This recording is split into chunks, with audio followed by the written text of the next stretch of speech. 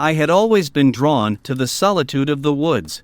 The rustling leaves, the distant calls of wildlife, the serenity of nature, it was my escape from the chaos of everyday life.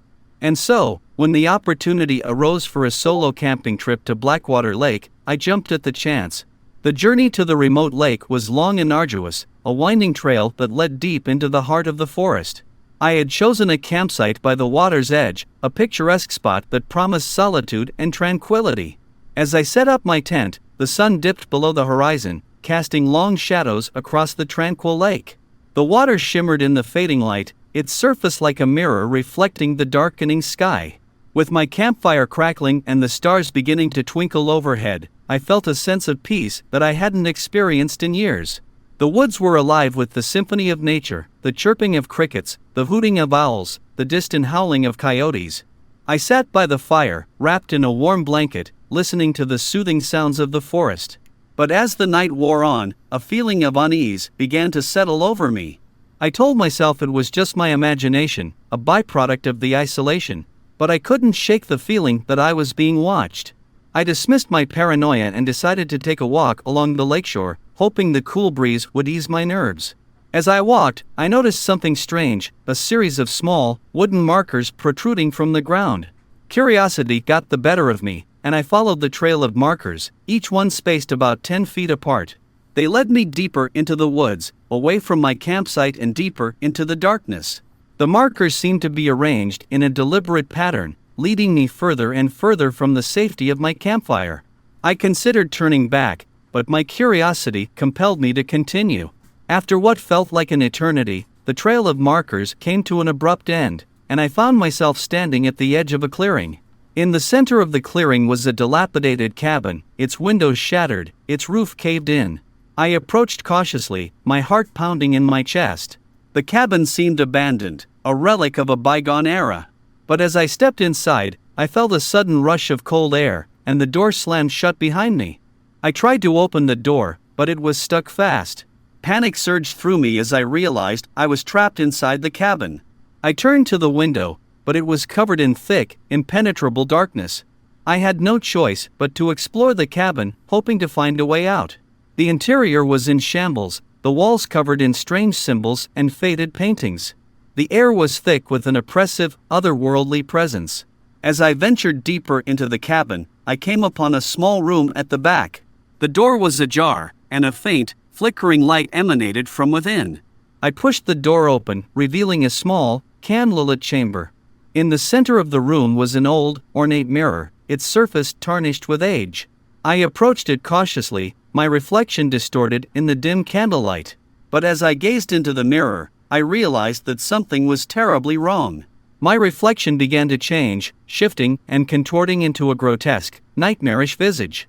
My eyes widened in horror as I watched my own reflection reach out of the mirror, its bony, skeletal fingers wrapping around my throat.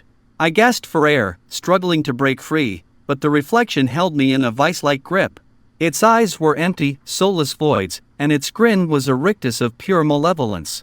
With a final, bone-chilling scream, I was dragged into the mirror, the glass swallowing me whole. The room fell into darkness, and all was silent. I awoke with a start, the sound of my own scream still echoing in my ears. I was back in my tent by the lake, the first light of dawn filtering through the trees. It had all been a dream, a terrible, vivid nightmare. Relief washed over me as I realized I was safe and back in my own world. But as I sat up, I noticed something was amiss. The ground around my tent was covered in small, wooden markers, just like the ones I had seen in my dream. Fear gripped me as I realized that the nightmare wasn't over, that I was still trapped in a world of darkness and shadows. I had ventured too deep into the woods, and now I was paying the price. As I sat in my tent, surrounded by the eerie markers, I knew that I was not alone in the woods, that something malevolent was lurking just beyond the trees. And I knew that I would never escape the haunting of Blackwater Lake, that the darkness had claimed me as its own. The sun dipped below the horizon. I had always found comfort in that of the forest. But as night fell, I couldn't shake the feeling that I was not alone. I had ventured deep into the wilderness, seeking refuge from the noise and chaos of the city. The remote cabin I had rented for the weekend was nestled among the towering pines. miles away from civilization. It was a place of serenity, or so I had thought. As I sat by the campfire, the crackling flames casting eerie shadows on the trees, a shiver ran down my spine. The forest was eerily silent, devoid of the usual nighttime sounds. I knew it was not uncommon for animals to grow quiet when a predator was near, but I had never experienced such silence before. I tried to dismiss my unease as paranoia, chalking it up to the isolation and the unfamiliarity of the setting. I had always been a rational person, unswayed by tales of the supernatural. But as the minutes ticked by, the feeling of being watched grew stronger, more palpable. I decided to turn in for the night, retreating to the safety of the cabin. I locked the door, secured the windows, and settled into the bed, hoping that a good night's sleep would dispel my unease. But as I lay in the darkness, my thoughts were consumed by the eerie stillness outside. Every creak of the floorboards, every rustle of the wind sent my heart racing. I knew it was irrational, but I couldn't shake the feeling that someone, or something, lurking just beyond the walls.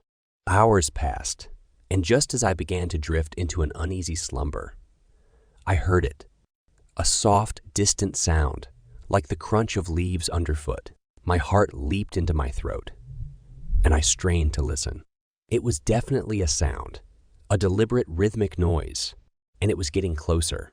I reached for the flashlight on the nightstand, my hands trembling, and switched it on. I scanned the room, the beam of light revealing nothing out of the ordinary. But the sound was unmistakable now. It was coming from just outside the cabin.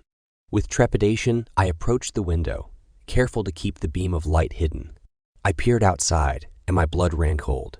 There, lurking in the darkness, was a figure. A shadowy silhouette that seemed to blend seamlessly with the trees. I watched in horror as the figure moved closer, its footsteps deliberate and methodical. It was not the gait of an animal. It was the slow, deliberate approach of a human. Panic surged through me as I realized that I was not alone in the woods, that someone had followed me to this remote cabin. I considered calling the police, but the cabin was miles from the nearest town, and I knew it would take them hours to arrive. I had to defend myself, to protect my life. With the flashlight in hand, I retreated from the window and approached the cabin's small kitchen. I searched for any potential weapons. A knife, a heavy skillet, anything that could be used to defend myself. The footsteps drew nearer, and I could hear the faintest of whispers, the murmur of a voice, too low to discern words. The figure was almost at the door now, and I knew I had only moments to act.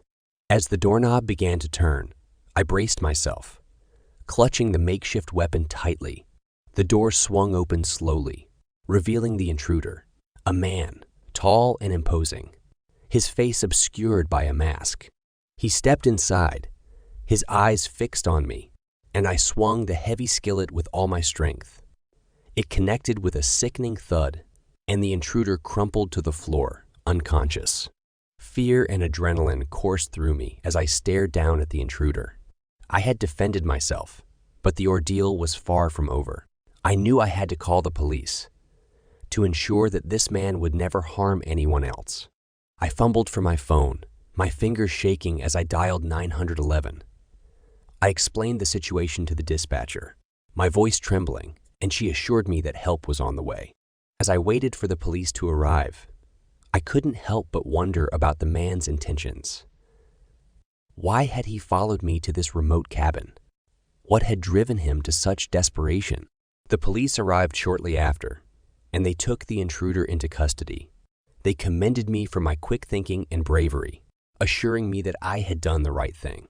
But as I sat in the cabin, surrounded by police officers and flashing lights, I couldn't shake the feeling that I had narrowly escaped a horrifying fate. The woods, once a place of solace and serenity, had become a realm of danger and darkness, a place where the line between life and death had blurred, and where the silent wilderness had whispered secrets best left undiscovered.